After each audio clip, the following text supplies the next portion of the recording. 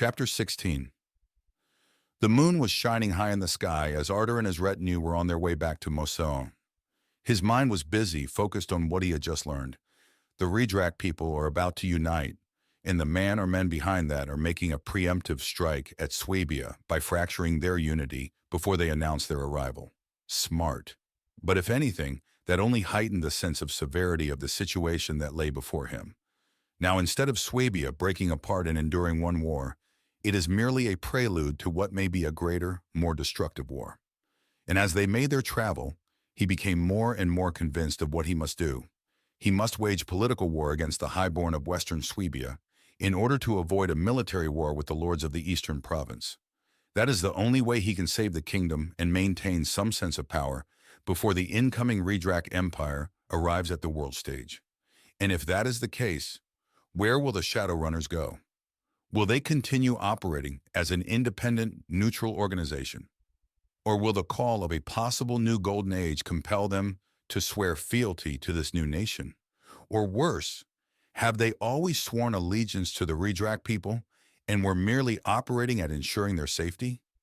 Everything they have done was an incomprehensibly complex web of schemes and intrigue, all working together and building up to this moment. But he hasn't heard any news of movement or activity within the Redrak lands.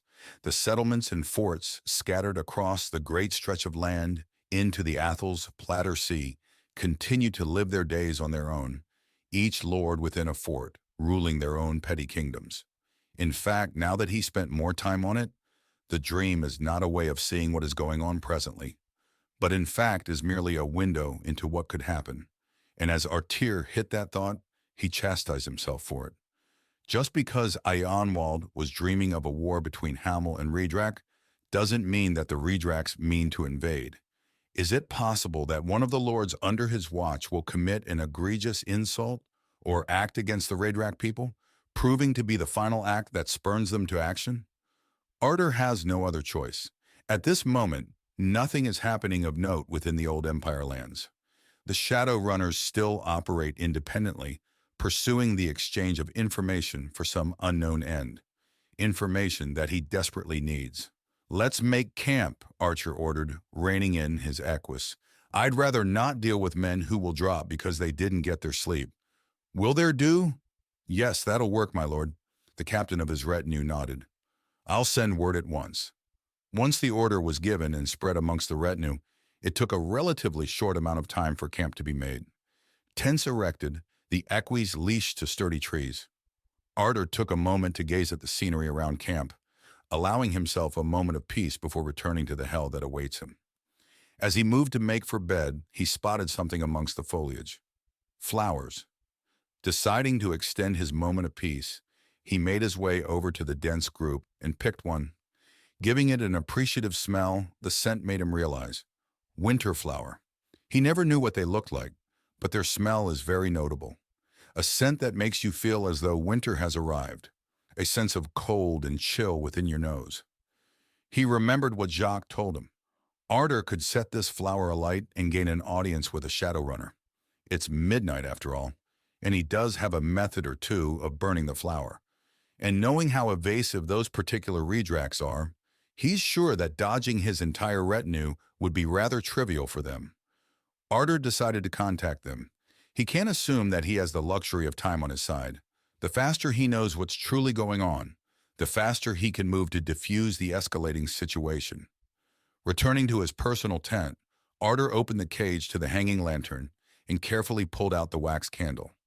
Using one of his silver bowls, he proceeded to set the flower alight, placed it upon the bowl, and then set it beside the entrance, allowing the burning scent to waft out into the air. Now Arthur just needs to wait for the Shadowrunner to smell it and come to him. Parnak's village. 13 people have died.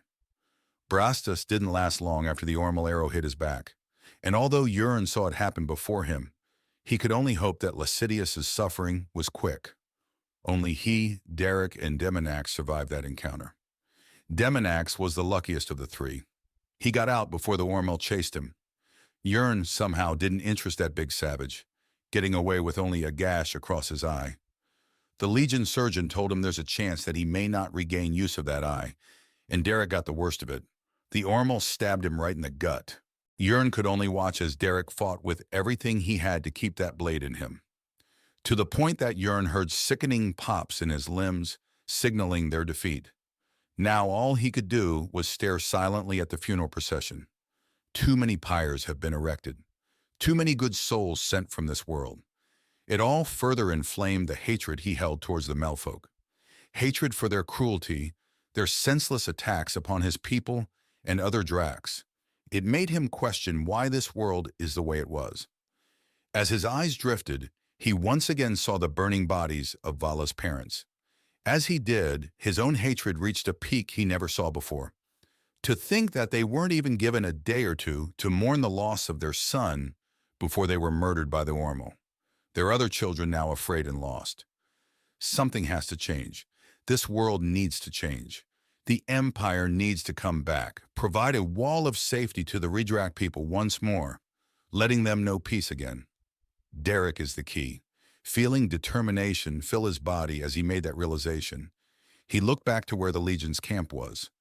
Derek is the legendary, if obscure, Redrak, who either raised or taught the three hero gods all that they know.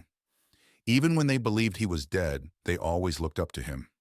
Jörn saw it, the way Scarface went berserk after discovering what had befallen to the Grey Redrak, the care and love in his eyes as he carried Derek to his bed.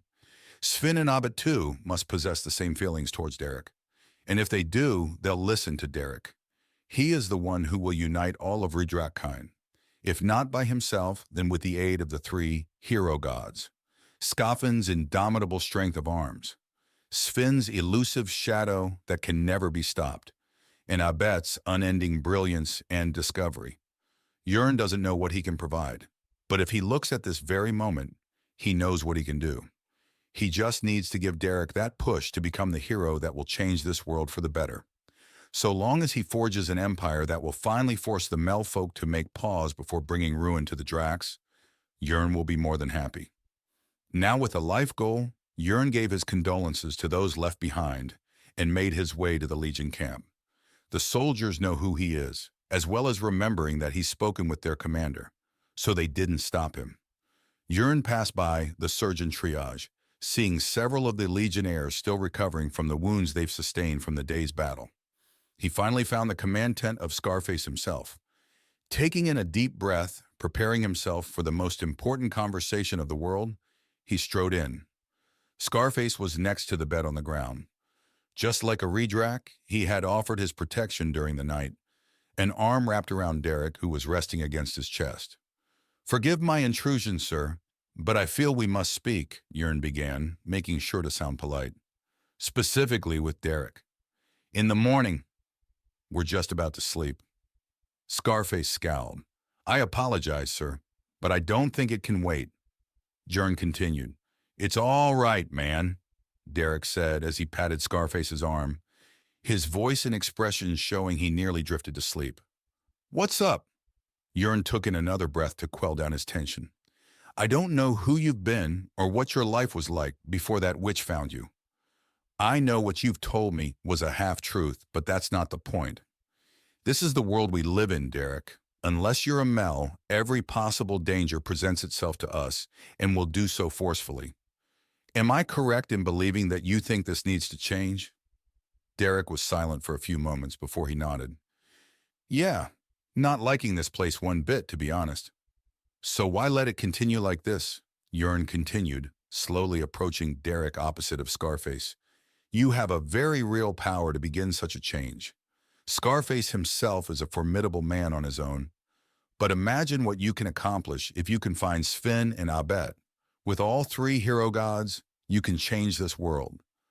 Derek was silent again, far longer this time. Jörn could see the hesitance in his eyes. He expected as much. The task of reviving the ancient empire is no easy matter. Convincing the governors to obey him is one thing, but protecting all the Redrak people against the Melfolk, constantly on watch for such an event, will be a different matter. But Jörn has made up his mind. He can't stand this world anymore. If it refuses to change for the better, he'll have no part of it. I don't know, man, Derek said with a deep sigh. I don't know. I know I've asked for something large. Jörn gave a nervous shrug.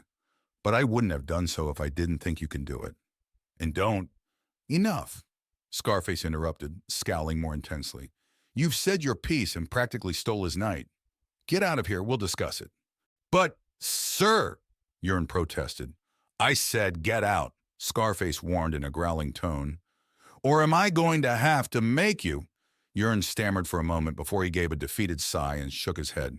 No, sir. I sincerely apologize for ruining your night. I'll leave now. With an apologetic bow, Jörn left the tent. Scarface let out a deep sigh as he settled back with Derek, who now just stared at his feet, lost in thought. Hey, get some sleep, all right? Scarface said softly, hugging Derek a little tighter. We don't have to talk about it right now. Derek sighed before he answered. I know, but I don't know. What if I'm not that guy? Let me say this with absolute honesty, Scarface said, fully facing him. I'm with you no matter what you say. I have spent so long walking this world without you that now, even if we had 5,000 years together, it wouldn't be enough. All that time, and now having you back, I never want to go back to that ever again. Derek smiled, though one of repressed emotion. It was shit without you guys, too. As much as I liked the friends I made here, I still wanted to know if you guys were around. You know? Scarface gave a little chuckle. Trust me, it's going to take a lot to take us out. Splinter especially. Trust me, even if I somehow found him, I'm not even sure I can fight him with how that guy moves. Assuming he even lets me get close. Really? Splinter's that good? Derek asked, some light sparking in his eyes. Scarface laughed. Cack yeah, Derek. Splinter is probably the only person that I'm actually afraid of in this world. I still wonder if he's around, watching. Can't be now because, why hasn't he shown up if he saw your back? Now's a pretty good time. It's just you and me. It's midnight out. Bet he could get to us unseen even if he lost his arms, legs, and eyes. And Albert? Derek asked. What's he been up to? Has he been all right, relatively speaking? Scarface sighed and hesitated for a moment. Ever since the Empire fell, he kind of fell back into how he was when we lost you. Splinter and I tried to help him out, but, well, let's just say he hasn't been talkative for a very long time now. He's locked himself in his tower over at Iron Peaks. I don't think he's ever come out. Do you even know if he's alive? Derek questioned with rising worry. Splinter tells me he is. Scarface shrugged with uncertainty. If you need to know something, he can get it. So if he says that Albert's okay, I believe him. Derek nodded in acknowledgement, worrying what's happened to that albino rat that always stayed close to him whenever he was let out of the cage. As much as he wanted to think over what Jörn said, he just doesn't want to. All he cares about right now is getting his pets, or rather, now his best friends back. As soon as the coast is clear, can we go straight to Iron Peaks? Derek asked Scarface, settling in for sleep. I don't know what to think about what Jörn said yet, but that'll be later. That's the plan, Scarface nodded with a smile. If Jörn comes by, again I'll handle him, all right? Don't be an ass to him, Kay, Derek said firmly. I know where he's coming from, and honestly I do agree with him. I don't know, man. I promise I will be nice to him. Scarface replied, leaning against the bed. Good night, Derek. Arter's Camp, Swabia. Arter wasn't sure how long he should wait. He doesn't even know if this was even the best place to do it. Shadowrunners will no doubt be somewhere in Moussaillon proper, but way out in the countryside. That's a little hopeful. On the other hand, though, Arter won't deny it. He's desperate. Even though he's been given something that makes things not so impossible anymore, he's still feeling the stress of limited time. Hello again, Your Majesty, a familiar voice said. Despite waiting for it, Artyr was still startled. Spinning around, he found the Shadowrunner beside the entrance of the tent, all relaxed and casual. Ah, so it worked then, Arter said as he sighed in relief. I was worried it wouldn't. I'm here. May I ask why? the Shadowrunner asked, crossing his arms. This was it. Ardur was about to make a deal that he would not feel the implications of for a long time. But he can't worry about tomorrow, not when something is happening today. I request your services, good sir, Artyr said simply. Words for words. Ah, the Shadowrunner seemed pleasantly surprised at this. Very well. Tell me what you wish, and if what you possess is payment enough, I'll provide it. If we know it, of course. Ardur steadied himself. I am convinced beyond any reasonable doubt that someone or something is working against Swebia. Those with magic. They seek to destroy the unity of my people. I need a name or names. The Shadowrunner hummed to himself, sounding as though he was intrigued. All right, and what do you offer? He's committed now, no turning back. I have spoken with the Order of St. Athel's Knights. I have learned that Grandmaster Aeonwald has been dreaming. I trust I don't need to explain why you should consider it extremely valuable. The Shadowrunner's posture loosened, his gaze fixed on Artyr for some time. No, you don't. Yes, that is practically priceless. We have a deal then? Ardur asked, praying that he would not be found wanting. The Shadowrunner nodded with excitement. Oh, yes, we do. All right, here's what we know. Yes, there is a man scheming and playing intrigue with your highborn. He started out by using our services as well, trading knowledge in exchange for certain actions and information. To be more exact, he wanted to know what a certain highborn was doing, plant an incriminating letter here, perhaps present a bag or two of coin to this particular individual. However, over time, we began to realize this was all building up to what you've rightly discovered. We've decided as an organization that seeking to erode the authority of Swebia is not in our interest, and have decided to prevent further contact with this man, which leads us to now. It would seem this man is particularly determined. A man. Do you have a name? Artyr asked, feeling the entire world lift off of his shoulders now. Yes, his name is Louis de Samu. The Redrak nodded. But don't waste time looking for him. He's already gone. Even we are having trouble finding him. He's no stranger to intrigue, that one. Artyr let out a frustrated sigh. There's always something. Can you at least confirm whether or not he was behind the assassination of Unterkaiser Alfric II? Yes, we can, the Redrak nodded. We've found decisive evidence in the remains of his home. Louis burned it down to hide it, but he didn't take care to make the flame spread fast. We'll provide them to your spy master, who should be awaiting your order when you return. Thank you, Redrak. Artyr bowed in gratitude, the way he was raised making him hesitant to perform such gesture to a Drak. Both for your, well, even if out of self-interest, for your refusal to aid in our loss as well as assisting me. Thank me by providing what you know. The Shadowrunner waved off the gratitude. You say that the Grand Master has been dreaming. Please explain. Artyr took in a deep breath to ready himself. I'll tell you everything, nothing held back. The dream is twofold. I'll begin with the good. The Redrak people are to be united once more. 4 individuals heralding the birth of a new empire. The Shadowrunner bristled noticeably in response, his body tensing. Yeah, continue. Artyr nodded. The bad is that there will be war. While I do not know the exact details, and neither does the Order, the dream tells us that Hamel and Redrak are to fight each other. And it appears it will be especially devastating. Very bloody, very destructive. Whether this will happen tomorrow, next week, or even in 100 years, it is not clear. The Shadowrunner stayed silent for a long while, finger tapping his arm as he thought deeply. With a quick sigh, he looked at Artyr again. Thank you. As soon as you return to your palace, Jacques will have the evidence revealing the identity of Alfric's murderer. As you were, Your Highness.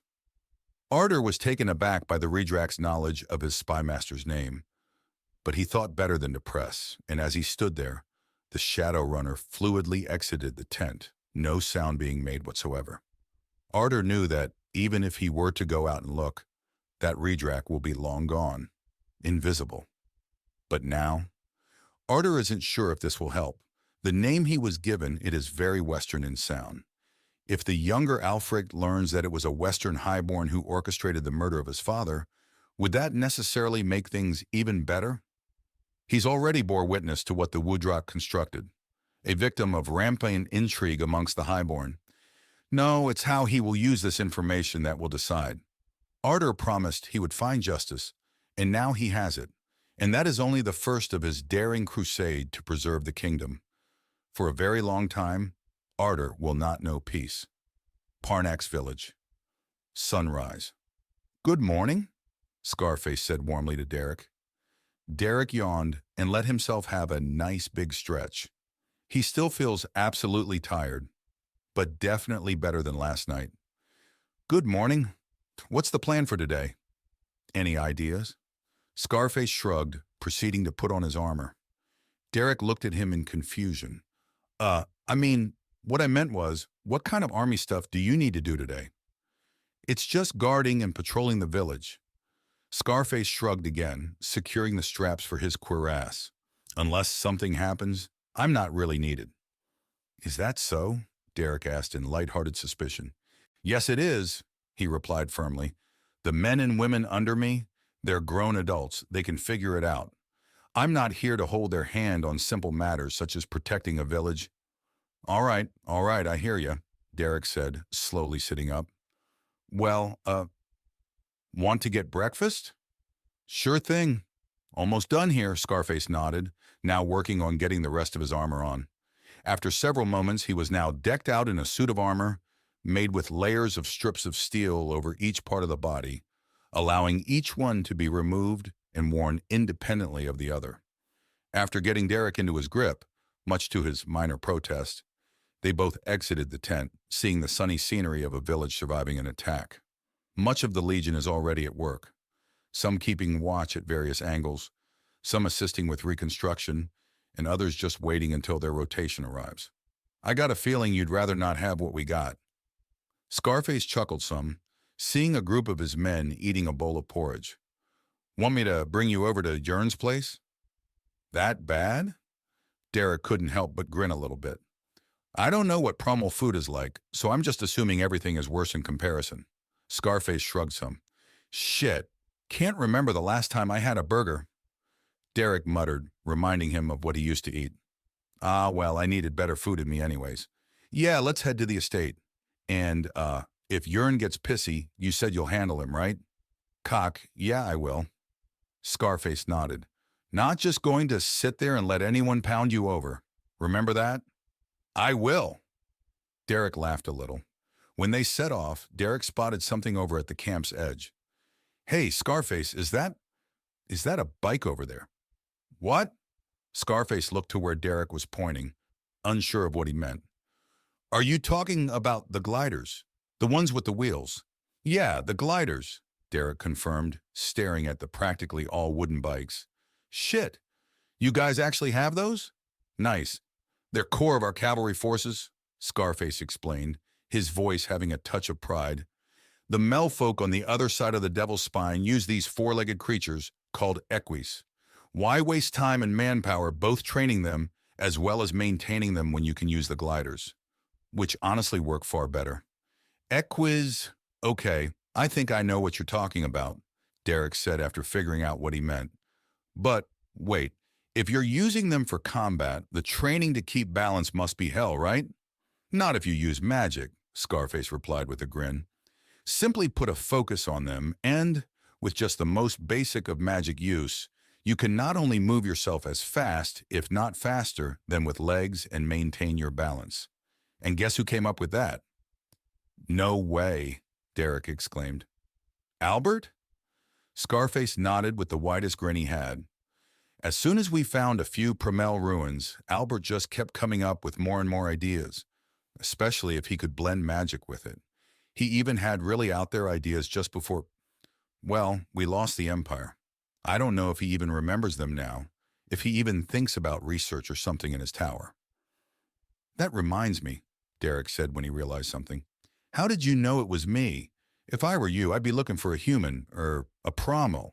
"Your scent, Derek," Scarface explained. "When I came into the village, I caught your scent.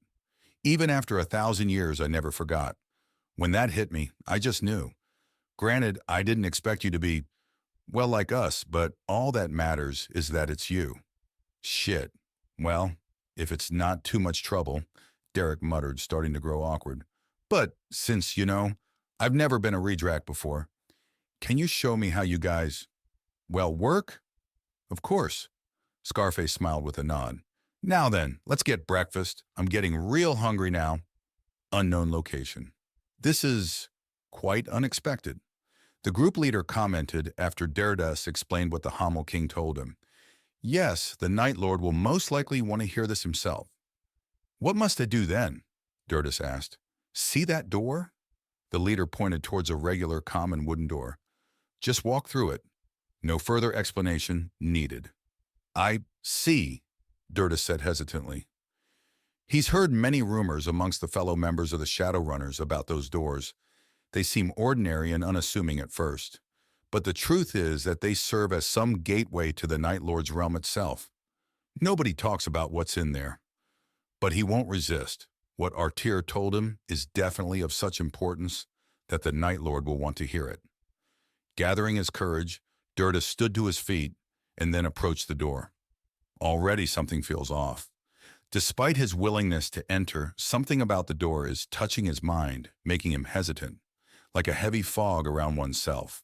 Still, he managed to push through it, open the door, and step through. As soon as the door closed, everything went dark. He saw nothing, heard nothing. Welcome? A voice spoke from every direction. What have you learned, Agent? Lord Seven. Derdus dropped to his knees, feeling the familiar ground. I've spoken with the Swebian king, Artir. What he has told me is, I still have trouble understanding it. Repeat what he said, word for word.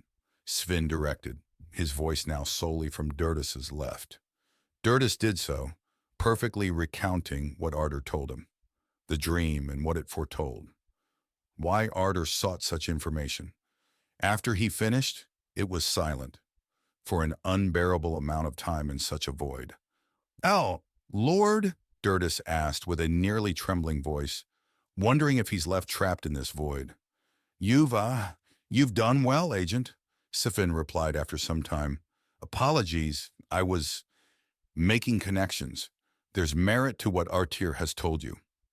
How so? Derdus asked. I have learned that there is a gray redrak in the lands of the old empire. Sven began, now coming from the right. Somehow, without being a follower of Abed, he possesses enough knowledge to recreate a repeater bow, a situational improvement at that. And, forgive me, sir, how does that fit in? Derdus asked carefully, not seeing what Sven has. I am currently waiting on another agent, Sven said, now behind Derdus. An Ormal horde just attacked the northern settlement of Parnax. I have learned that Scafin has led his forces there to defend it. Parnax is the same village where the Grey Redrak is. I await his report on what he finds there. Derdus is now beginning to see. Do you believe that this Grey Redrak is the one who will unite us? Let us wait and find out, Sven answered in front of Derdus. According to the Grand Master's dream, this Redrak will have 3 others following him. Scafin will be the one who will show us whether this Grey Redrak is indeed who we think he is. Chapter 17. Scarface and Derek passed their way through the village center when Derek spotted, some ways out, the ashen remains of wood piles. He also noticed the locals being very careful in their cleanup. Hey, you know what that's about? Derek asked, discreetly directing Scarface. Scarface had a sullen expression before he answered. Pyres, the village held their funeral for the dead last night. Oh, Derek muttered, falling silent. His mind went back to seeing Lascidius's head roll on the ground, latching on to the face he made in the very last moment before he passed from this world. Hey, don't go there, Derek. Scarface gently shook Derek, knowing exactly what his eyes were showing. Even though they didn't die peacefully, at least I took out the Recce who killed him. He'll rest peacefully. Yeah, Derek replied with a nod, still within the pit his mind is digging. They finally arrived at the Tybon's estate, Yurn's house. Scarface prepared himself, both a polite manner as well as being ready should he need to step up for Derek. Shifting how he's carrying the gray redrag, Scarface knocked on the door. Within a few moments, the Tybin opened the door, greeting them with a smile. "Well, good morning, you two. Please, come in." After they both thanked him, Scarface walked in through the door, careful to not hit Derek against anything, and then promptly set him on a seat at the table. "Go ahead and make yourselves comfortable. I'll get the food out," Jern said, already grabbing some copperware. "Thank you, Jern," Derek said, maintaining his manners. Scarface followed promptly, sitting next to him. They didn't need to wait long, the bowls set out with a diverse selection of fruits accompanied by bread and water. "How'd you sleep, Derek?" Jern asked, filling out his plate. "Pretty good." Derek answered with a nod, waiting his turn. "Still feel like I want to sleep for years, though." "Can't blame you," Jern said with a sigh. "After what's happened to us, I have a feeling a lot of people don't feel like doing anything for a time. But we'll get through it. We always do, no matter how bad things get." "How many have you lost?" Scarface asked with a gentle voice. Jern let out another deeper sigh. "Too many, especially with Lascivious and Brastus." Derek stiffened noticeably as he glanced at Jern. "Brastus didn't make it? I thought someone got to him later and—" Jern shook his head slowly. "No, that Ormal arrow that got him in the back. We can only hope that he didn't suffer long." Derek didn't respond, his eyes drifting to his plate, where he held an empty stare. Scarface placed a hand on the man's opposite shoulder, trying to comfort him the best he could, and that, too, began a silent moment. Derek didn't move to fill his plate, even after Scarface got his share, of which he did not hesitate in helping. Scarface couldn't take the silence or Derek's expression, so he did the best thing he could. "So, Jern, so far we're not seeing any movement from the Ormel after they ran. I think we broke them for good. Worst case I can think of is that 2 or so will come back, but I'm sure you can handle them, right?" Jern nodded. "I know we didn't prove ourselves yesterday, but trust me, Lord, if we have to, we're capable of defending ourselves, especially with Derek's crossbow." "Yeah, any good that did us," Derek muttered, moving some grapes around on his plate. "Crossbow?" Scarface asked in confusion. "Was it that thing that I think Brastus was carrying when I found you?" Derek nodded, still sullen. "It was back when I thought it was just me here. The crossbow was, well, never mind, didn't do anything anyways." "Derek, that's not true." Jern spoke up with a sigh. "Yes, things should have happened differently, I agree, but that's not because of you or anything. As incredible as that crossbow was, there was just one of it. Now, if we had many more of them, this story would have been different. I'm sure of it." Scarface felt a stab of emotion in his chest. He should have anticipated such a move. As savage as they were, Ormal bosses in particular are capable of tactical thinking, if only some. Even though he killed that boss Hagram and single-handedly routed the rest of the horde, he still feels as though he's to blame for the loss of those villagers. Well, I mean, Brastus is dead now. Derek shrugged, popping a grape into his mouth. "Who else can make more crossbows, even with the help of my designs if they're still around?" "There's still Dinasus," Jern answered. "Yes, it's not ideal given their distance, but the smith who lives there is just as capable as Brastus. If you give him your design, I'm confident he can make more crossbows just as well. If you're talking numbers, Iron Peaks is probably the better place," Scarface said after finishing a piece of bread. "Abet, when he was still active, figured out ways to make things really quickly." "Right, that reminds me," Derek muttered before looking at the possibly one-eyed Tiban. "Jern, when Scarer, Scaffin, and his men here pack up, I'm coming with them. To Iron Peaks." Jern took in a deep breath as he rested against his seat, slowly starting to nod. "I see. To reconnect with your best friends? Splinter and Albert?" Derek nodded back. "Yeah. I don't know what they've been through, but I want to be there for them." Jern gave another nod before letting out a quick sigh. "And once you do, you will rise to become the man who gave us peace again?" "Jern, don't," Scarface warned with a scowl. "We'll discuss the idea once we're at Iron Peaks and everybody's back together. Not before. Jörn let his fist drop to the table, his expression rapidly shifting to shocked surprise. Surely you're not serious. The three god heroes of the Empire returning to the world only to not do anything? Why? Scarface sighed as he looked at him. We're not heroes, Jörn. I'm sorry, but not once have any of us ever said that we think of ourselves as heroes. You only think that because the three of us are unusual, and you want to know the truth? We tried to distract ourselves, to forget what we thought was Derek here dying in front of our eyes. But now, he's back. And if Derek says he doesn't want to become the new emperor, we'll be at his side all the same. Think of it this way. How would you feel if you thought your father was dead, only to learn recently that he's alive, and that someone else is pressuring them to do something that may cost their life? Jörn tensed his fist. Derek could feel a sharp surge based off his time with Scarface. Anger sent. Do you realize how unfair and selfish that thinking is? Good men and women are in constant danger of losing everything, be it the Ormo, the Wamel, even the occasional demons that still lurk here. We can't keep living like this. We need the Empire to give us safety again. Scarface didn't even blink or hesitate when he answered. Life is unfair, Jörn. It's cruel and doesn't care about what you want.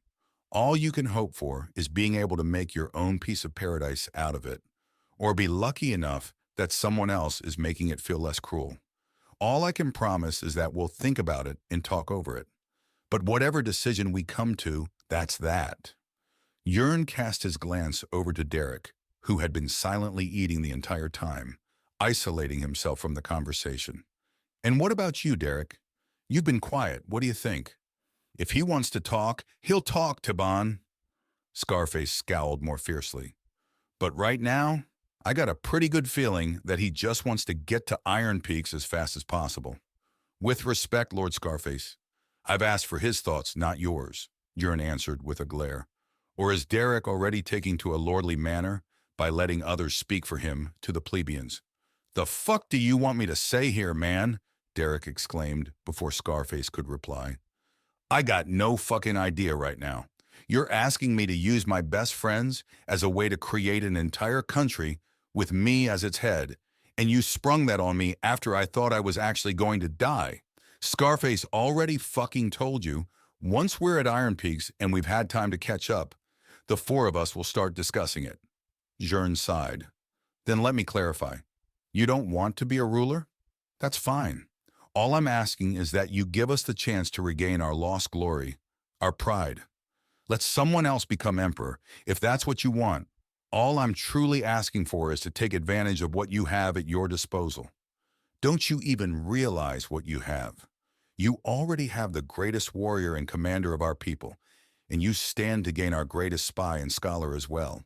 Are you truly going to tell me that you'll squander such an incredible opportunity, all because you're too cowardly? All right, you've crossed the line, Jörny, Scarface declared, shooting to his feet. Derek, let's go. I think I know someone who can make decent-tasting porridge. Derek just kept a fierce glare at Jörn, right into his eyes. Just because I want to think about it first doesn't mean I'm saying no, asshole. Jörn visibly bristled as the two took their leave from his estate, Scarface carrying Derek once more, leaving a table filled with food. With a sigh that shuddered of indignant anger, he didn't follow, staying at his seat as he processed the conversation through his mind. Excuse me, Centurion? A voice spoke, interrupting Diviok's maintenance of his glider. Centurion Divios? Yeah, what is it? He replied, turning to face the voice. It was a legionnaire, one of the Velitas. If it's not too much trouble, can you clear something up for me, sir? The Velitai asked, holding his salute. One of my friends just told me about Scaffin and this gray fur, and I think it's just a story, yet everybody believes it. And what story is that? Divio questioned. The Velitai glanced around before leaning in for a discreet word. That the gray fur is a long-lost lover of Scaffin. No, absolutely not. Divio shook his head, as well as motioning with his hands of his denial. Have you spent time with our Legion lorekeeper? The Velitai just gave a shrug, prompting him to continue. There is a man known only to a few, yet arguably far more significant than any of the three lords. His name is Tarak, believed to have either raised or taught all three of them. That gray fur? That is Derek, the man we call Tarak. So ... it quote s true then? Even if just a little? The Velitai asked, shrugging with an awestruck voice and expression. Do we know if Derek has been alive as long as they have? Or did he just appear? We'll find out soon enough. Devio shrugged, returning to cleaning his glider. All I know is that when we got here, Scaffin behaved extremely strangely, and it was only after he spent some alone time with Derek that he came back, declaring him to be his master. You know, having said that, I think I can see why some of the men are thinking that. So then, as far as everyone's aware of, this Derek holds a very special importance to Lord Scaffin? The Velitai questioned. That appears to be so. Devios nodded, which also means you are to treat him with the same respect you give to the Supreme Commander. Understood? Perfectly, sir. The Velitai saluted once more. Thank you, sir. I won't bother you anymore. Oh. After a silent nod from Divio, the Velitai turned and walked away. He had walked through some distance through the camp when he stopped. There they were, Supreme Commander Scaffin, striding in with a gray redrag, Derek in his arms. He remembers overhearing that Derek narrowly survived an encounter with an Ormal war boss. Was he truly injured, such that, even with the surgeon's healing magic, Scaffin still felt as though he needs to be carried about? Still, this is an opportunity. It's one thing to hear it from a centurion, but it's a completely different matter if Scaffin himself confirmed it. So the Velitai, mustering up his courage, approached the giant armored redrag. Commander, sir. Yeah, what is it? Scaffin responded with a minor scowl. Forgive the intrusion, sir. I'd just like to hear your input on something, the Velitai said, working to keep his stammering down. One of my friends told me about you and the gray fur there. I don't want to have the wrong idea, so... Can you explain what's going on? Scaffin gave what sounded to be an annoyed sigh, but nodded. This is Derek. He's my master. You are to treat him with the same respect as you do with me. Do I need to explain further? Just one more thing, the Velitai stammered. Just the sheer aura that Scaffin is putting out enough to unnerve him. I ask because, well, some of the men are wondering if the gray fur is, your lover? Oh, God, Derek exclaimed, hiding his face with a hand. Scaffin bristled intensely. No, he is not my lover. Was it because I went off somewhere with just him? It's because I wanted to talk with my master, who I thought was dead for 1,000 years, all alone. More? I'll own it, I cried. I cried like a newborn baby when I found him. I barely could keep it in until we were alone. Still want more? No, sir. The Velitai stepped back, hands raised defensively. I understand now. Forgive the intrusion again, sir. Good. Get out of here. Scaffin flicked his head with his teeth bared. The Velitai, without a word, took off, not daring to invoke the truth wrath of the Scaffin. He fast-walked for a great distance before he was convinced nobody was in sight. Letting out a sigh, the Shadow Runner effortlessly peeled off the armor and Legion weapons, setting them aside as he allowed himself to stretch for a bit, then took off into the woods, making his journey to report back to the Night Lord.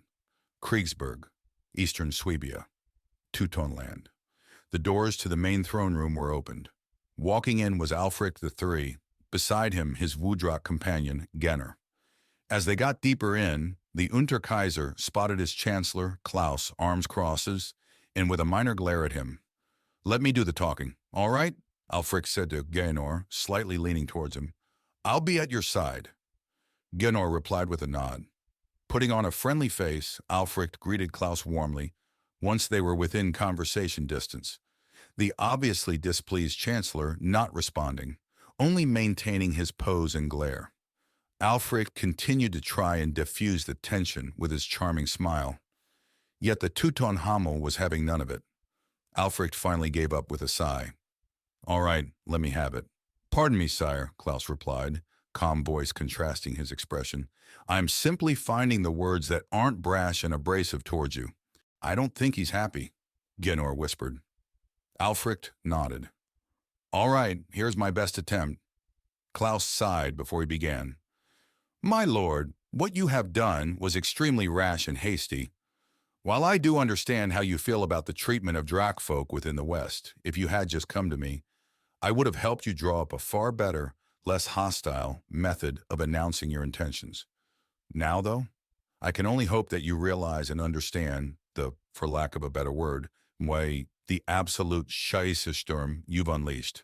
We have tried to be patient with the Westerners, Klaus, Alfric responded, but all we've ever gotten was condescending explanations as to why it was unfeasible or impossible to just simply be nicer to the Dracs. While I will concede that perhaps I may have not thought my actions through well enough, I will not concede that it was high time we start drawing a line. Klaus, you weren't there. You've never heard or witnessed the treatment that those so-called highborn gave to our own. Of which I will repeat, Klaus said with a determined look. If you had come to me, I would have assisted you in determining a course of action that will make your position clear without any unnecessary provocation. Alfric sighed, pinching the bridge of his nose. Klaus, let's not argue about this, all right? Yes, I was hasty. Yes, it could have been done better. But let's not waste time arguing over what-ifs. Instead, if you'd allow me, let's work together to try and do what we can to minimize the damage. That's why I'm here, my lord, Klaus said with a bow. The council is here to help you in matters you feel not well versed in or just even needing a second opinion on. I implore you to not waste such a resource. In that case, I would like your assistance, Chancellor, Alfric said with a minor bow. I've given my list of demands to our tier, however. Something's happened. Explain. Klaus was cut off when he noticed the Woodrock in the back being escorted by several of the Pallaswake, spotting the black stitches on his chest, then looking back to Alfric. Explain, Alfric told him, from the moment he walked into the palace's throne room to leaving it. Klaus's face, while still maintaining a professional expression, betrayed a growing sense of disturbance. Klaus, tell me if I'm wrong, Alfric asked once he was finished. But I think they were moving to frame an innocent man for my father's death. Western intrigue is notorious from a Drac perspective, yes. Klaus nodded in thought. But I'm not so sure. King Artir has done his best to at least be respectful, in some capacity, to our ideals. It would be rather suicidal if he were to do such an action after what has happened. What do you think? Alfric asked, interested in hearing what Klaus has to say. I'm not so sure what to think. He shrugged. I can only speculate and guess right now, but as you said, let's just come together and see if we can try and make the most out of what has happened. My lord, one of the guards exclaimed, armor clanking with his steps. Urgent message for you from King Artir himself. Odd. Let me see it, Alfric said, conflicted as to whether or not he even wants to read the message. After unrolling the parchment and looking it over, his expression changed multiple times. Sire, Klaus questioned, even attempting to read the parchment himself. There's, many things here, Alfric said before taking a breath.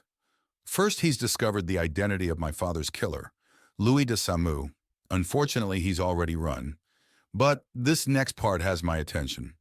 Artir is claiming that as soon as he returns to Mousseon, he'll begin instituting my demands, even if it's to the strong displeasure of the Western Highborn. Surely? Klaus asked in disbelief, then being handed the parchment. After spending a minute or two carefully reading, both the words written as well as what's behind them, he slowly nodded after setting the parchment down. So ... it seems. Well, it would appear that your risk seems to have paid off. But don't get confident off of it, my lord. I trust you know what to do next. Alfric nodded, his expression invigorated hope. If Artir truly means to set himself to the royal court, I'll make sure not to cause any trouble that'll weaken his position. Not only that, but Klaus, spread the word. Tell everyone to behave themselves while Artir works on instituting higher laws we've been asking for. Yes, my lord, at once.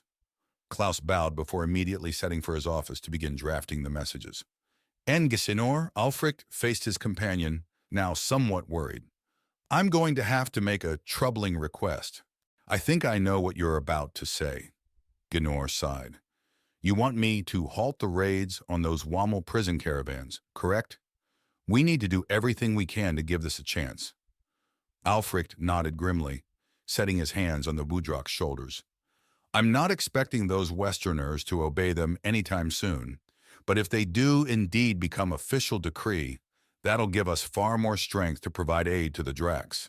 No longer will we have to provide excuses and explanations to convince the displaced Drac folk to pass through or relocate to our realm. Gnor exhaled, still hesitant.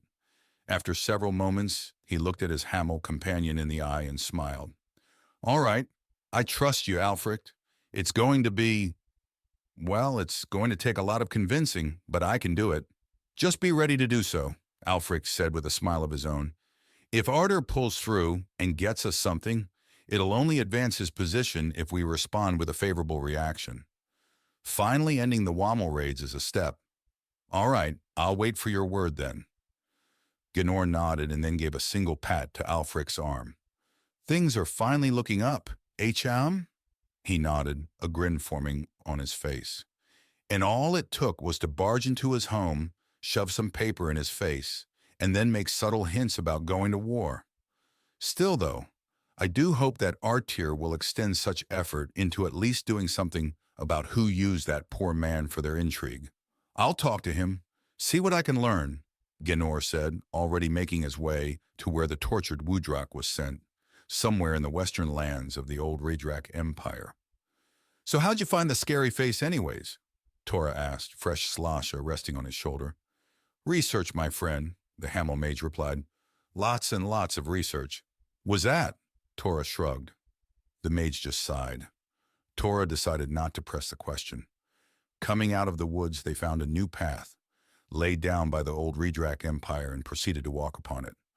Now that they're some distance away, it should be safe enough to use the roads.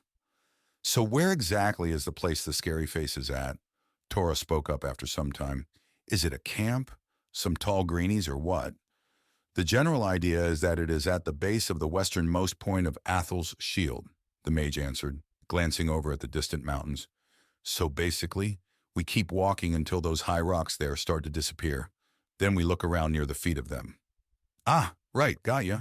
Tora nodded in understanding. Won't lie, though, never went this far. Either under the stupid Git Hagram or back when I was just one boy. Don't worry, my friend, stay with me and I'll protect you, the mage replied in an assuring tone. You what? Tora exclaimed incredulously. You protecting me? Ha! More like me protecting you. Sure, you got them fancy magic going on there, but as soon as a real fight starts, you're gonna like having me around. Is that so? The mage asked with an amused grin. Shaymans don't know lots of magic for fighting, Tora explained with a prideful grin. Yeah, they got a thing or two, but not a lot. That's why we're around. Soon as they run out of magic to use, we come in and do the rest. As in, they encounter a situation where a spell is either useless or too harmful to use? The mage asked. Pretty much, yeah. Tora nodded. Well then, show me how good your arm is then. The mage chuckled, pointing ahead. We have company incoming. When Tora, he saw what he meant. Looks like a bunch of them Dracs, Woodies, and Fuds. Tora can see their fur swaying with the gentle breeze, and the Fuds' big and bushy tails flowing gently in the air behind them. Hello there, friends. One of them spoke, most likely the boss. What you want? Tora demanded, already prepared for a fight. The Wudrak clicked his tongue as he inspected the both of them, then gave a grin. All your coin for starters. Everything here? It's our land, and you two are here without permission. If you want to keep walking without trouble, you got to pay a tribute, yeah? That's so, Tora challenged, getting right up to his face. Yous think yous got the slashing and the boys to do what you want round here? Think yous hard enough? The Wudrak grinned wider and practically pressed his muzzle right against Tora. We outnumber you. Our 10 to your 2. And some of us got some arrows too. And lastly, we had the pleasure of picking the best spots, should you be, Well, rather rude. You can either give us your coin and walk away alive, or we'll just get it off your bodies. Excuse me, may I speak? The mage spoke up, interrupting Tora's rising intent. The Woodrock boss nodded and approached the Hamel mage, after which he continued, You say you're in control of these lands here? I apologize, I was not made aware of it beforehand. Had I known, I would have gone a different way, or sought you out for your grace to pass through. Don't worry, Hamel, the Woodrock shrugged, his tone showing indecision over whether to continue keeping the pretense of politeness or allowing his distaste of Melfolk to show. I'm a forgiving man. Give us some coin and all's well. On your honor, the mage questioned, extending his hand. The Woodrock nodded and gripped the Hamel's hand to shake it. When he gripped it, the Woodrock froze completely stiff, and then he jerked. Tora knew exactly what he was hearing next. Bones were popping. Some huge spike burst forth from each of the Woodrock's arms, and with some squelching noises, he even saw the Woodrock's muzzle split apart. With a point from the mage, the monstrous beast let out a shrieking roar and charged over at the others, who immediately switched from stunned shock to panicking terror. Seeing something in his peripheral vision, Tora thought he was being snuck up on, but no, it was the Hamel mage. Raising his hand high in the air, a magic circle appeared just above it, shooting forth thick globes of magic energy, leaving behind a trail as they coursed through the air and made their way towards pummeling the looters. When they made impact, Tora heard and felt the explosions each one made. The ones who were caught completely inside the puffs of magic were just gone, and those who were only caught partially revealed their fates. Anything that touched the magic was disintegrated. When the area had been fully cleared, the monsters roaring becoming more distant, Tora looked back over to the Hami mage, seeing him already back to the travel, all casual-like. Hold up, you! Tora exclaimed, rushing towards his side. What kind of shaman are yous? The Hamel just gave an innocent smile to him. A shaman who will protect you so long as you stay close, yes? Tora just let out a defiant groan. Yeah. Fine. You win. Use the meanest boy here. Just don't use that on me, yeah? Promise, the mage said, extending his hand out. Tora just stared at it for several moments, then glared at the mage, who responded with a hearty laugh.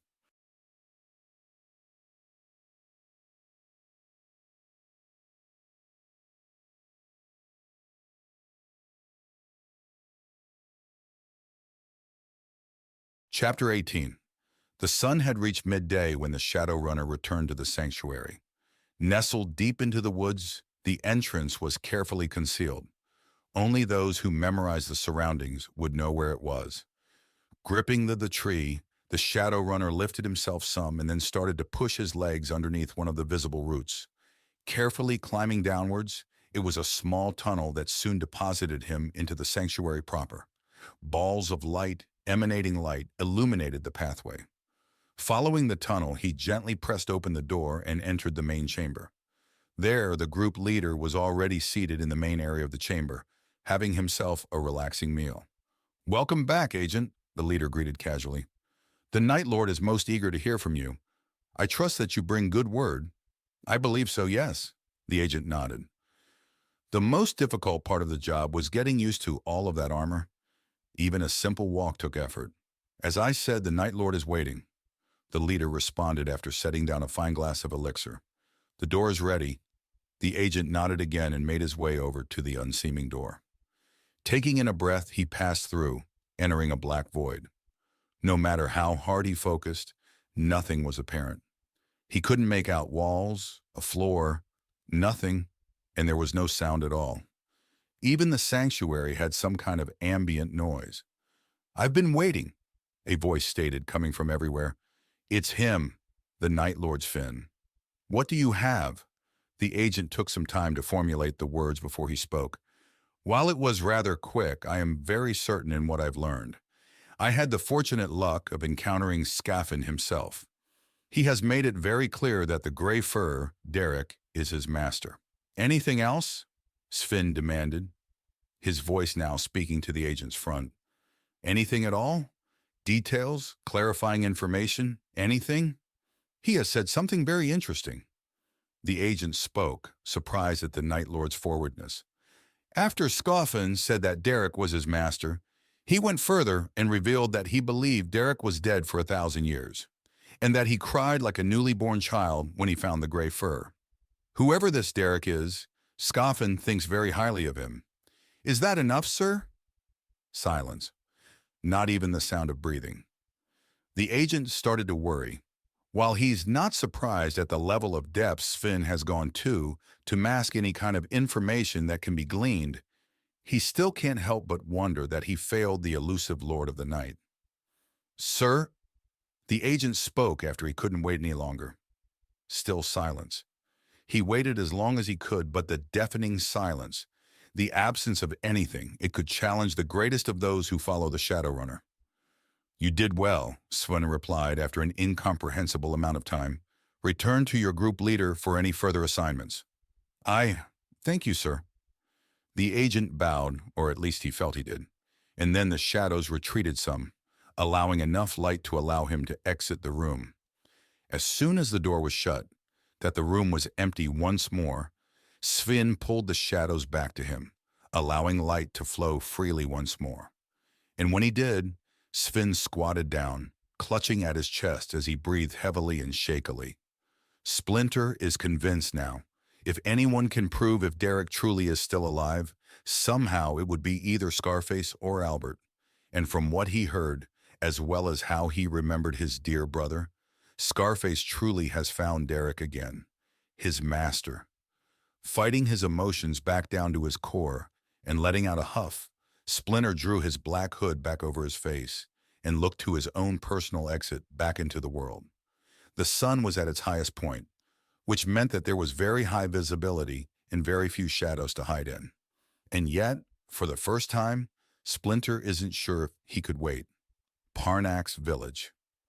Hey, you all right, Derek? Scarface asked after finishing a spoonful of porridge. Derek nodded, eyes not leaving his bowl.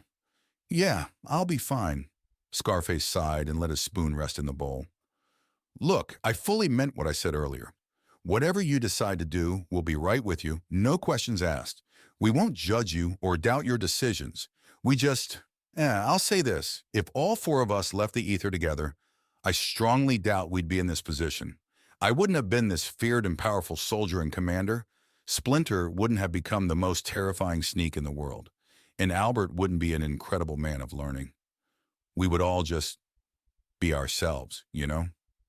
Derek nodded with a slight sigh. I heard. You did what you did because you just wanted to stop hurting, right?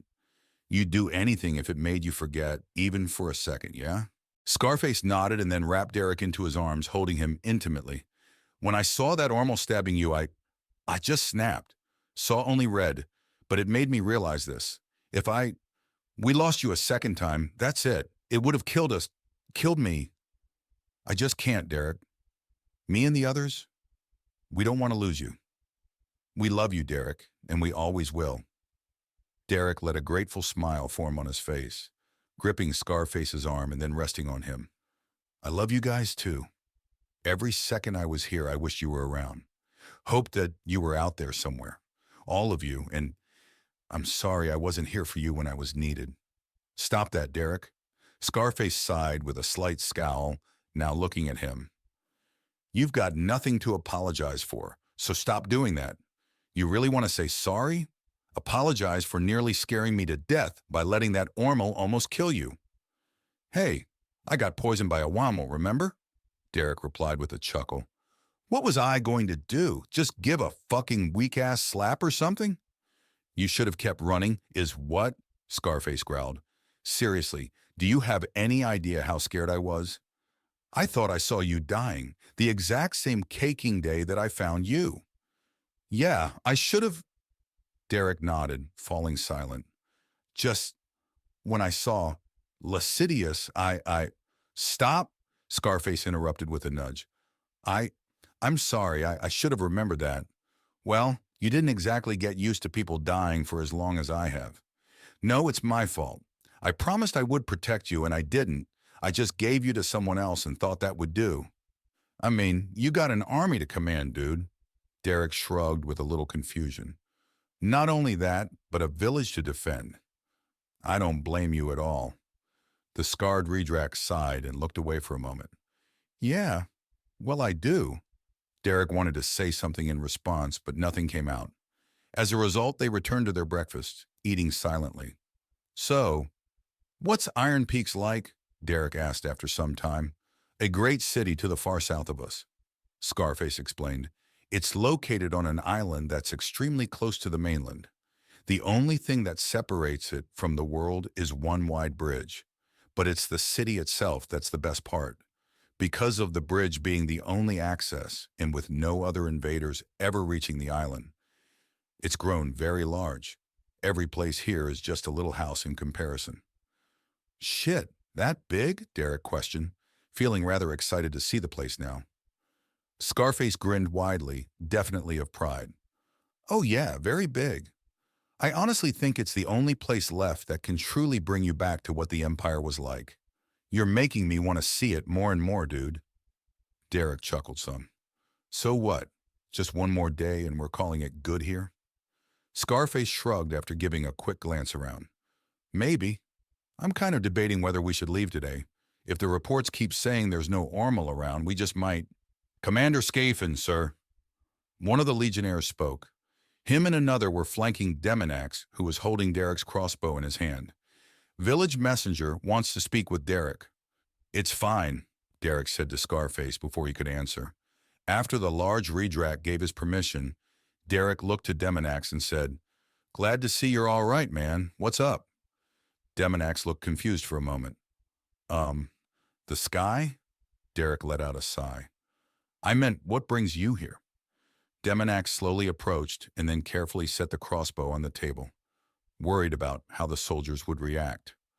I found this where Brastus died. Thought you might want it back. Derek stared at the weapon for some time, debating deeply within himself, before he let out a soft sigh and pulled the crossbow onto his lap. Thanks, man. Yeah, I'll keep it. You made that? Scarface asked. Looking at the weapon closely, Derek looked at him with a little surprise. You didn't see it? If I remember right, you found me just after we finished showing it off. He shrugged a little sheepishly. I wasn't exactly in the best state of mind at that time. Ah, right, good point. Derek nodded and then set the crossbow back on the table in front of Scarface. Well, I tried to figure out how it was originally done, you know? All the mechanical stuff internal to the body there, but, well, as you can see, I didn't get it, so I improvised. There's an arming lever that pulls the bow back to arm it. Then with another lever, when you squeeze that, it lets go of the locking nut, allowing the bow to fire a bolt. That's basically the idea behind it. As Derek was explaining, Scarface scanned over the weapon, taking in every detail, gleaning what he could just by sight and feel. When Derek was finished, he then hooked a couple of his fingers on the bowstring and gave it some testing tugs, feeling the strength of the bow. Giving a quick expression of pleasant surprise, he then pulled on the string, arming the crossbow without even needing the lever, which shocked Derek some. Before the string could be held by the locking nut, Scarface then slowly allowed the string to return to rest, grinning widely after doing so. Albert will love this, he said with a chuckle, setting the crossbow back down on the table.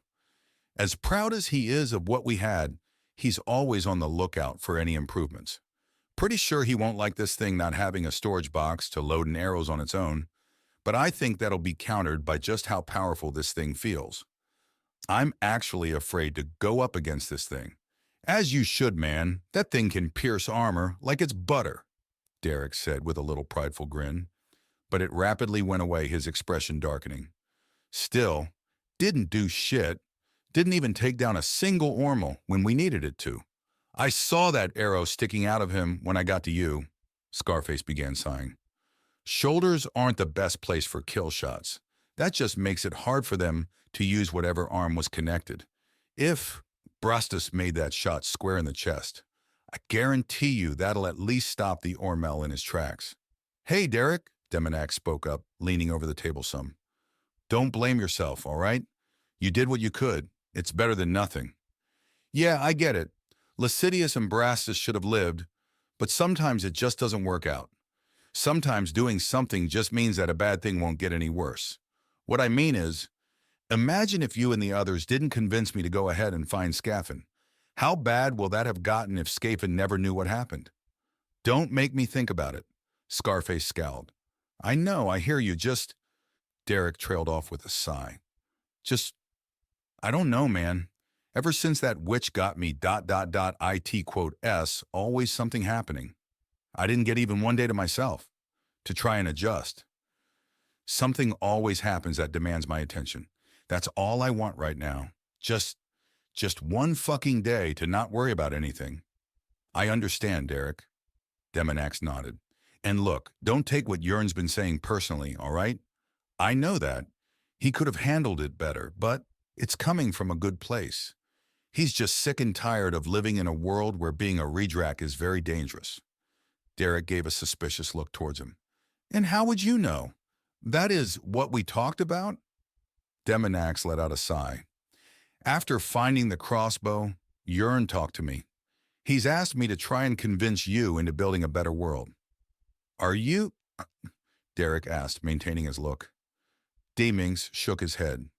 No, I can already tell you won't discuss it further. And if you're really going to leave, is it possible you can do a single favor before you do? That depends. What is it? Scarface demanded with his own suspicion. Demonax glanced behind him before leaning in further. It's Vala. Now that his parents have died, his brothers and sisters have nobody left. If it's at all possible, can you have some of your men hunt down the witch and bring her to justice? If only for his siblings. Shit, that's right, Derek said before turning to Scarface. The same witch who, did a ritual on me has been preying on lots of people for a while now. I don't know how far she's gotten by now, but if she's nearby, we can't just take out one threat only to ignore another. Scarface seemed reluctant, staring at Derek for some time before he let out a sigh, then looking to Demonax. Can you let us talk about this first? Demonax nodded and proceeded to leave the camp, followed by his escorts. Once he was gone, Scarface looked back to Derek. What do you know about this witch? Derek shrugged. She's a bardrak, looking for someone named Jesse. Think it's another Primal like me, or was. Jern and the others thought I was some undead when they first found me. Cock sounds like what Albert was doing. Scarface muttered under his breath, which immediately got Derek's attention. What was he doing? He demanded. Scarface stammered in surprise for a few moments, to which Derek glared at him. I'm serious, dude. You keep dropping hints that something's happened to Albert. You said you were going to explain, right? Start? Scarface stammered more before giving off a defeated sigh. All right, but only what I know, okay? This was a few hundred years after the Empire fell, I think.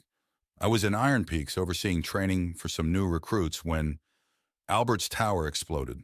A really big explosion. Everybody in Iron Peaks had to have seen it. Splinter was already there when I arrived. He got Albert, who survived, but, well, he's been hurt pretty badly. How bad? Derek interrupted, his voice firm with intense worry.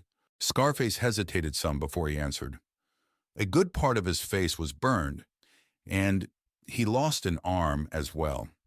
Let me repeat, he survived, and he's alive. But even to this day, he still won't talk about what he was doing. All we had to go on was that, for some time before the explosion, rumors were going around that Albert was dabbling in some dark magic, schools and rituals that nobody looks kindly on. Derek was silent for some time, eyes staring at the table in deep thought before he looked back to Scarface. And Splinter couldn't find out? I thought he was an amazing spy or something. Scarface sighed. Splinter didn't feel comfortable spying on his brothers. He wanted to trust us enough to not feel like he needed to. So, no, he didn't find anything. Then that means, Derek questioned. You had to have heard me talk about him, right? Scarface chuckled some, though his expression returned to being sorrowful. Ever since then, I can't help but feel that we made him think he made a mistake. It's like I said a few times before. I sometimes wonder if he's watching us. But if it's not now, then pretty caking soon. Albert, though? We'll have to come to him. Isolated in his tower that was rebuilt pretty quickly after it blew up. Do you think that? Derek began, unsure if he wants to go down this train of thought. Maybe. Albert was trying to do what that witch did? Figure out how to bring me back. Scarface gave a heavy shrug.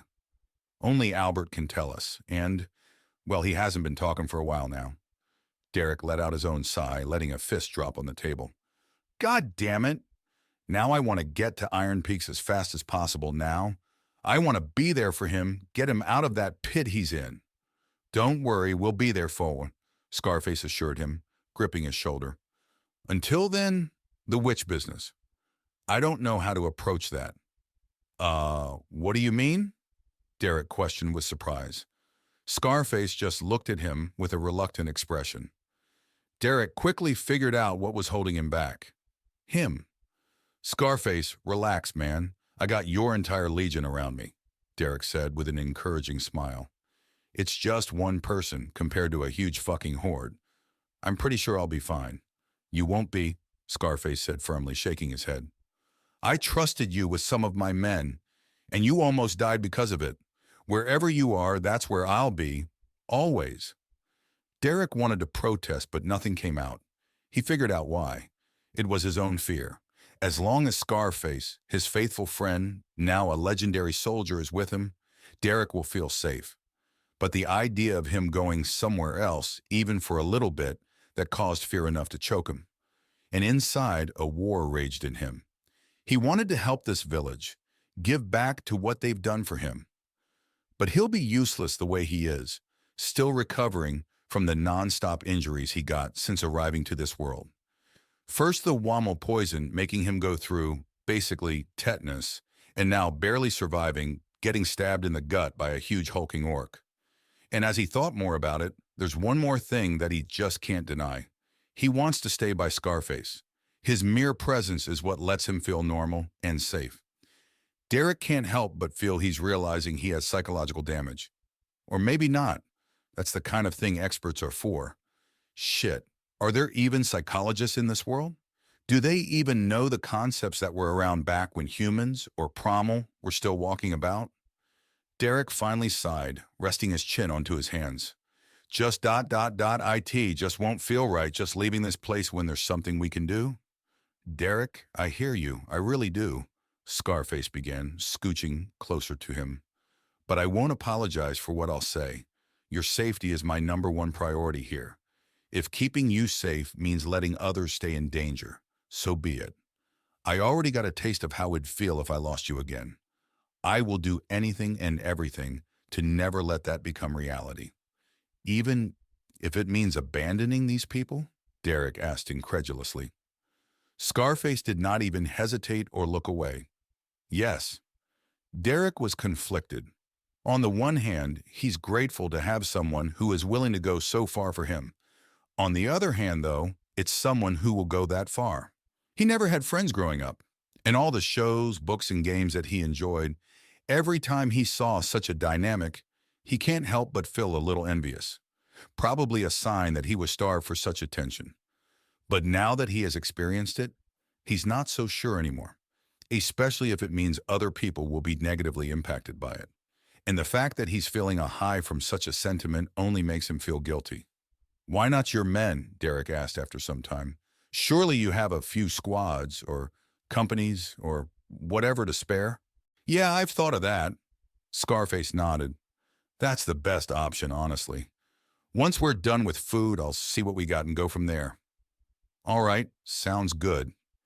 Derek nodded, figuring this is probably the best that can be done. He only ate a few more spoonfuls before a powerful scent hijacked his attention. Hey, Scarface? You smell that, right? Scarface seemed confused for a second before his face indicated his realization, then nodding. Yeah, winter flower. Splinter, for some reason, really likes that. I haven't seen any around here, which means he's here and he wants to talk. Splinter's here, really? Derek exclaimed, rapidly growing excited at reuniting with another of his friends.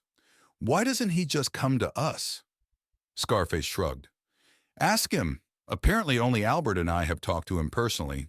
Everybody else, he either keeps them guessing or has someone else act as a go-between.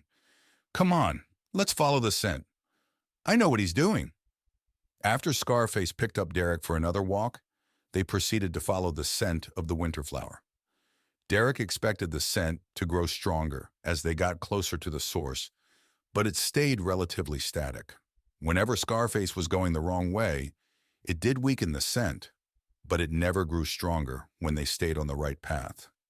Derek wasn't sure how long they were walking for, only that they must be really deep in the woods, which already had him nervous when Scarface stopped. "We're here, Splinter," Scarface called out, gently setting Derek back onto his feet. "And nobody followed us. Come on out and give Derek here a big hug. He's been worried about you." Derek looked around, hoping to find the shy rat that he knew. All he saw were trees, leaves, and a bunch of thick foliage. The noon or somewhat afternoon sun was shining through the leaves, the light scattering and changing based on how the leaves moved. Right as Derek was about to say something, he saw something in his peripheral vision.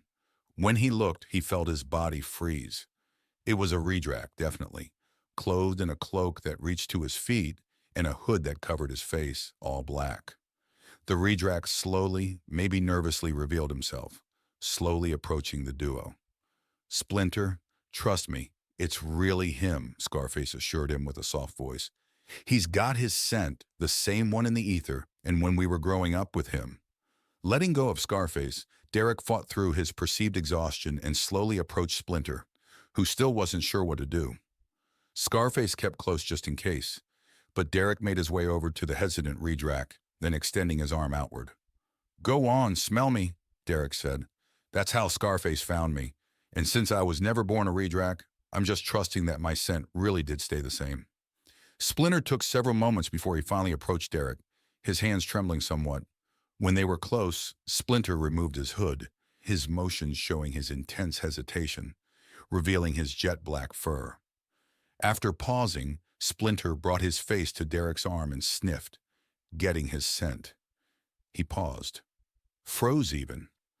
Derek felt some sense of panic, wondering if Scarface was mistaken and that he'll be considered a liar. But that wasn't the case. Gripping Derek's arm tightly with both hands, Splinter took in a deeper, audible sniff. Derek recoiled a bit at how tightly his grip was.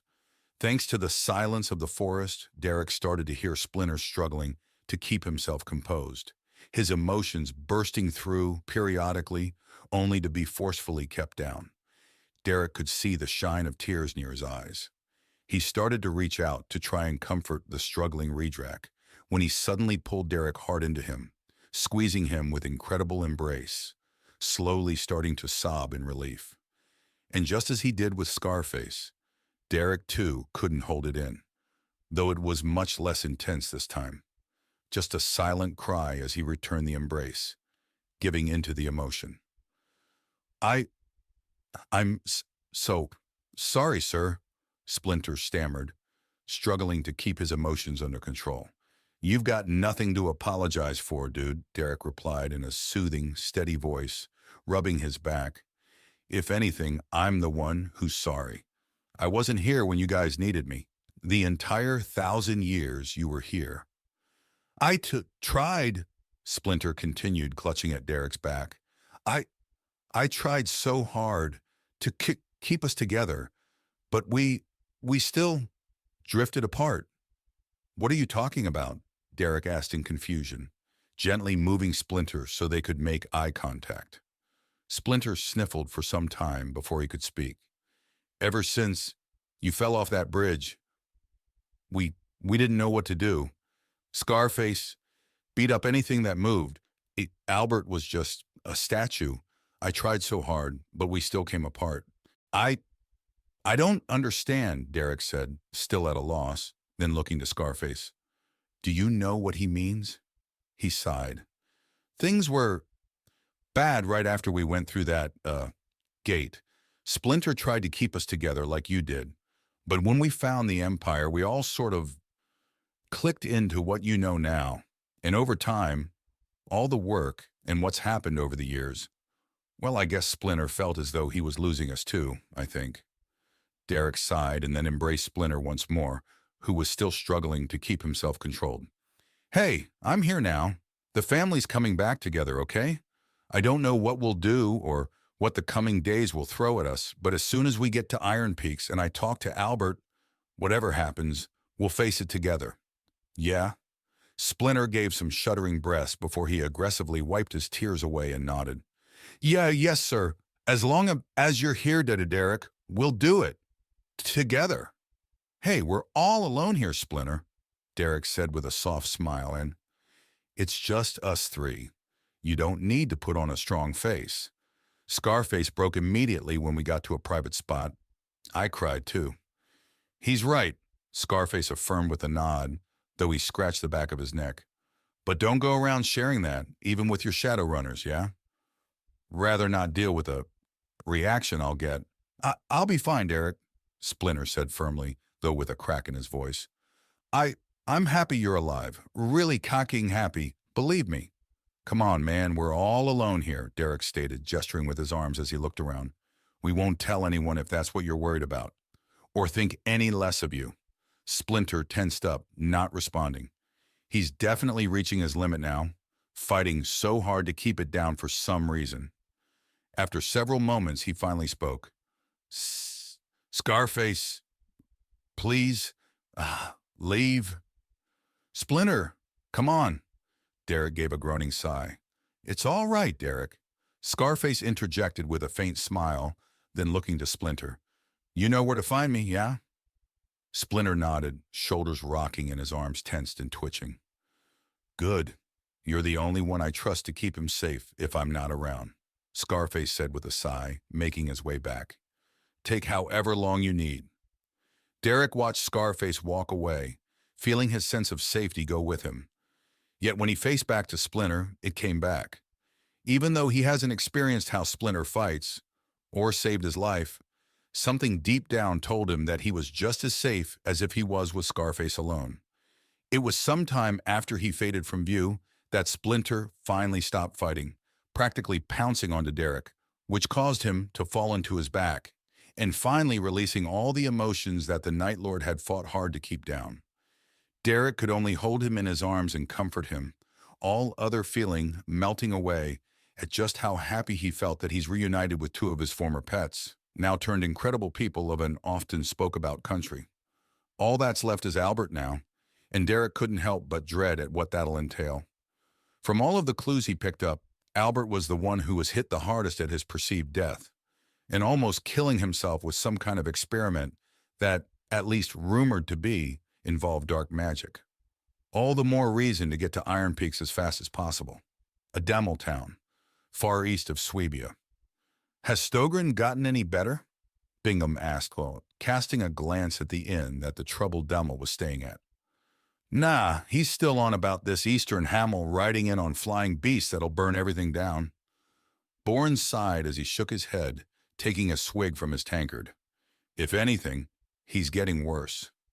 The Druz Kala isn't convinced, Bingham said with a look of minor disappointment. Seems to think the boy has gone and downed an entire tavern's worth of beer. As soon as the doctor clears him to go, I think the boy's life is ruined now.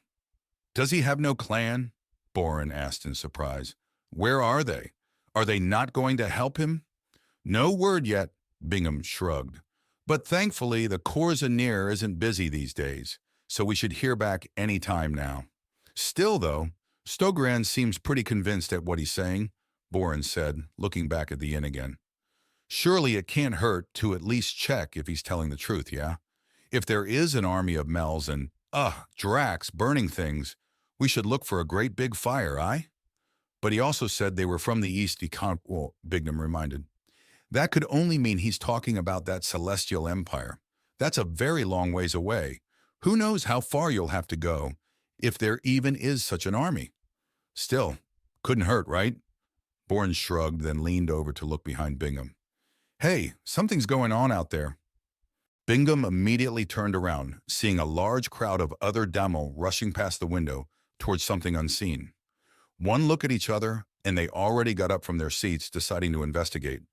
When they opened the stone door, They were greeted by the sound of a rather furious crowd over by the town gate. Thanks to the Demel's short stature, it was easy to see what was going on. At the gate was a group on the backs of equis. In the lead was a clear Hamel, donning Eastern armor, probably celestial. Leather-like armor plates adorned with laced square metal pieces and a helmet with a large plume of feathers. But behind the Hamel, Bingham can see what's truly drawing the ire. There were Dracs, adorned in the same armor as the led Hamel, all on equis of their own.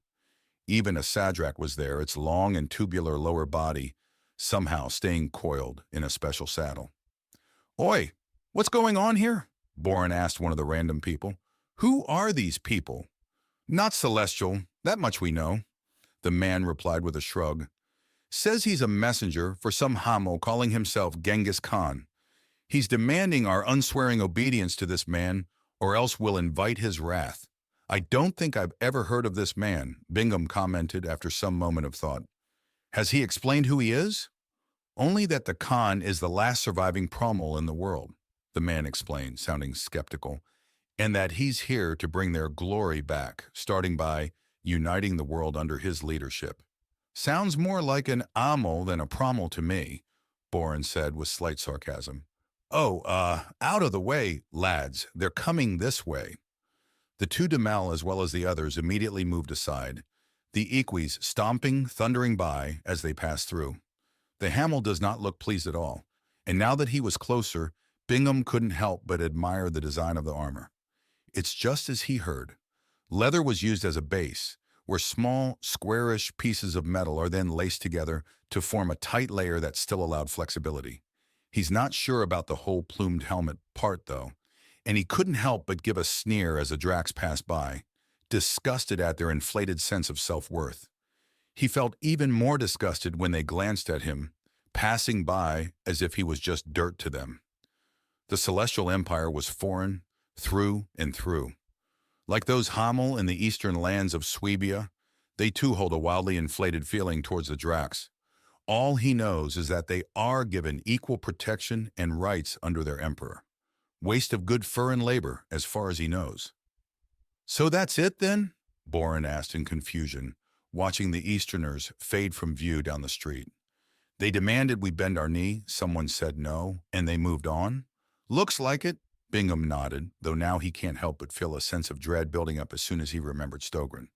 "Hey, Borin, I don't know about you, but I'm starting to believe Stogren a bit more now."